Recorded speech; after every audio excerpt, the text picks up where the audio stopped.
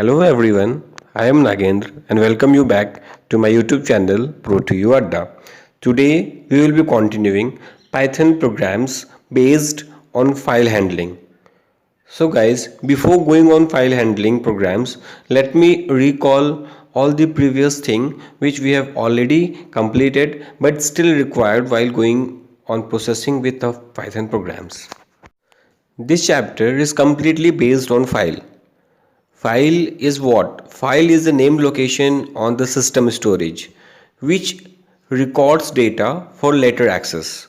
For later access, we have to recall, we have to retrieve all the files back, and the files stored on a memory, and a memory are of two types, that is volatile and non-volatile.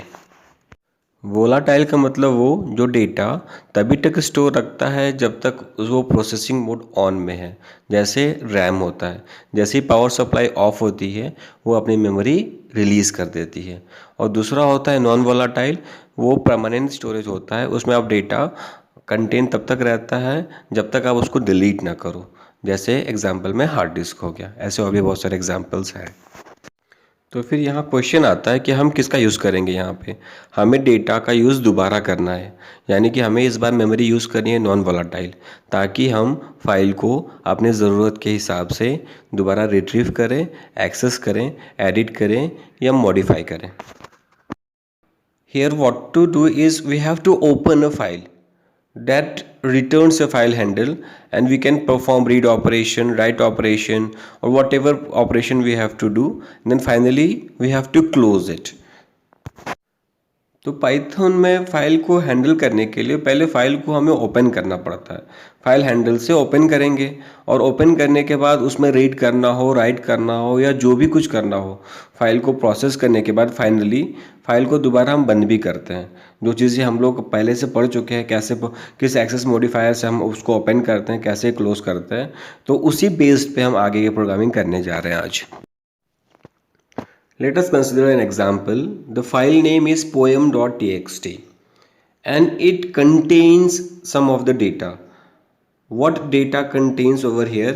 We have to read it properly because that data will be continuing with all the 5 programs which we are going to discuss further.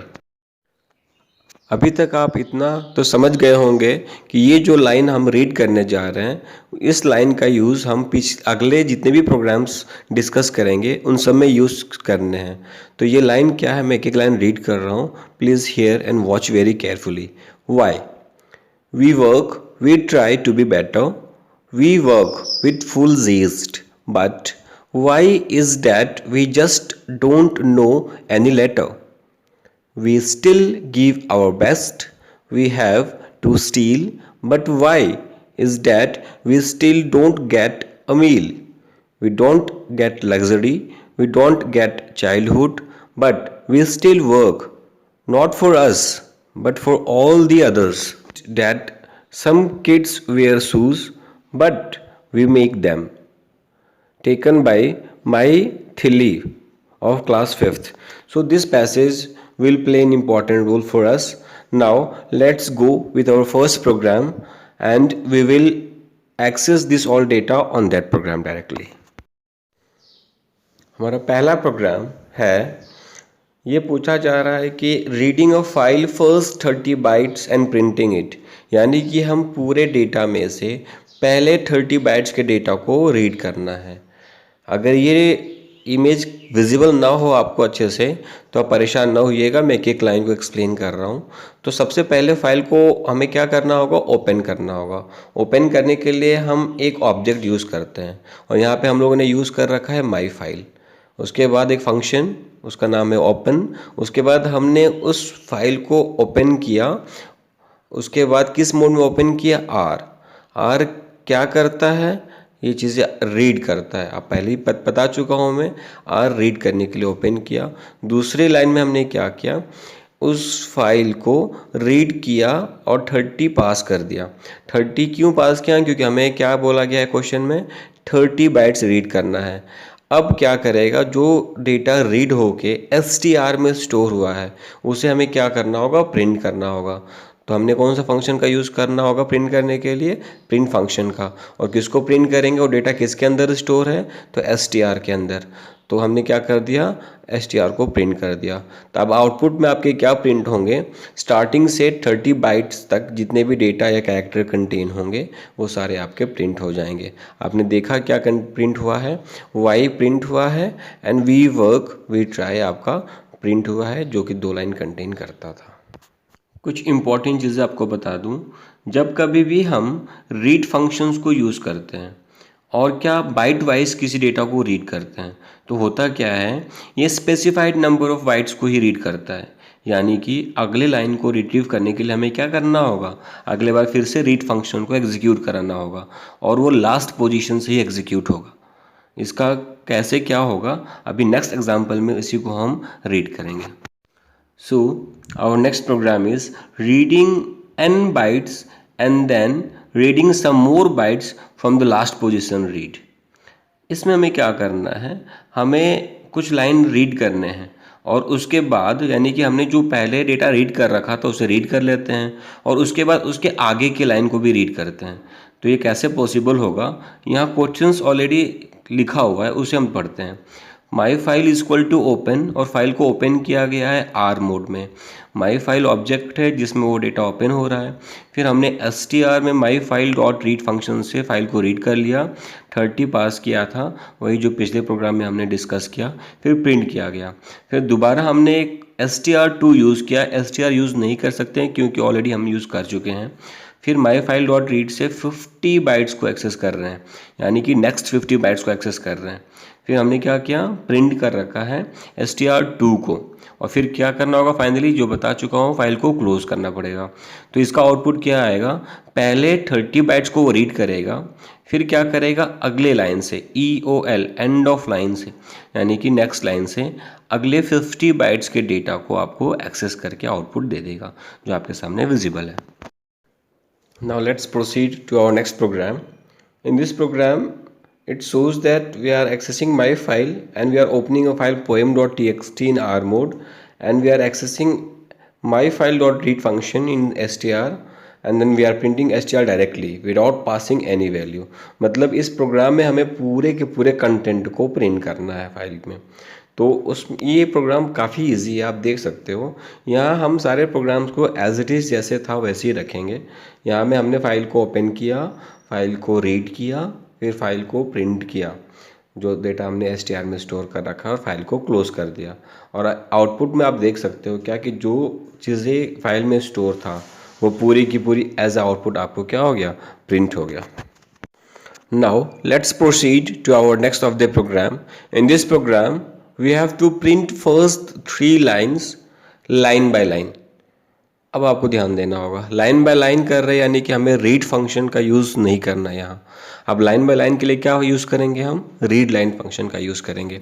आप देख रहे हो इस code में first line same है, second line में सारी चीज़ें सेम है, बट रीड फंक्शन के जगह पे हमने क्या यूज़ किया है, रीड लाइन।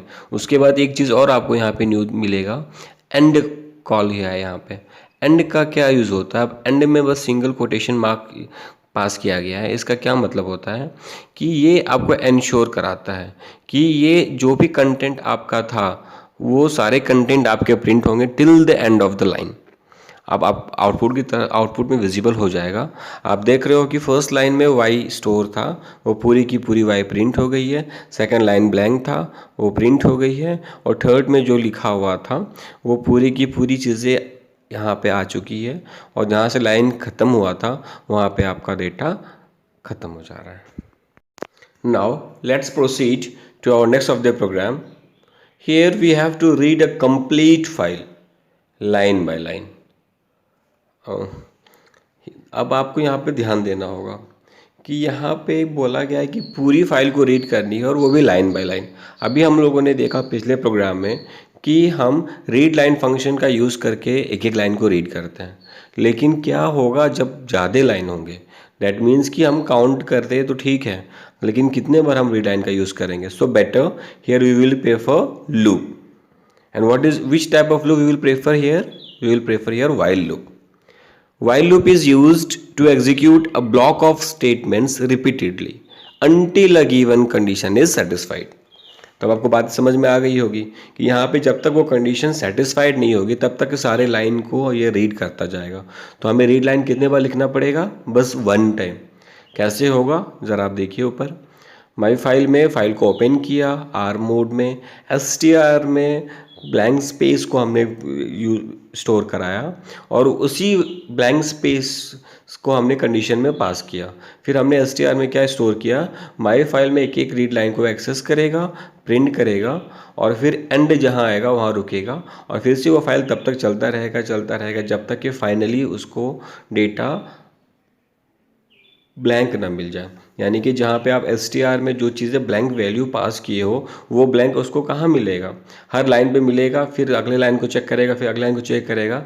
फाइनली जब सारे डेटा प्रिंट हो जाएंगे उसके बाद उसे कोई भी कैरेक्टर्स नहीं मिलेंगे तो वहाँ पे वो क्या करेगा? अपने एग्जीक्यूशन को स्टॉप करेगा और फाइनली वो फाइल को क्लोज करेंगे। हम वहाँ पे my file dot close function से वहाँ पे हम इसको क्या करेंगे? स्टॉप करेंगे। और एज आ आउटपुट आप देख रहे हो कि जो जो चीज़ें फाइल में स्टोर थी, फाइल का नाम क्या था? poem.txt, वो सारे के सारे डेटा आपको एज इट इज़ प्रिंट हो गए हैं। तो यहाँ हमने आज कितने प्रोग्राम्स पढ़े? 5 प्रोग्राम्स पढ़े। Hope this video will help you to understand all the programs on one of the easiest way. So guys, I welcome you all and for your valuable comments and advices which will improve more and more in explanation part. So guys, if you feel that video is helpful for you, don't forget to like, subscribe and share and press the notification buttons too to remain connect with us for our next upcoming videos. Thank you. Bye bye. Jai Hind.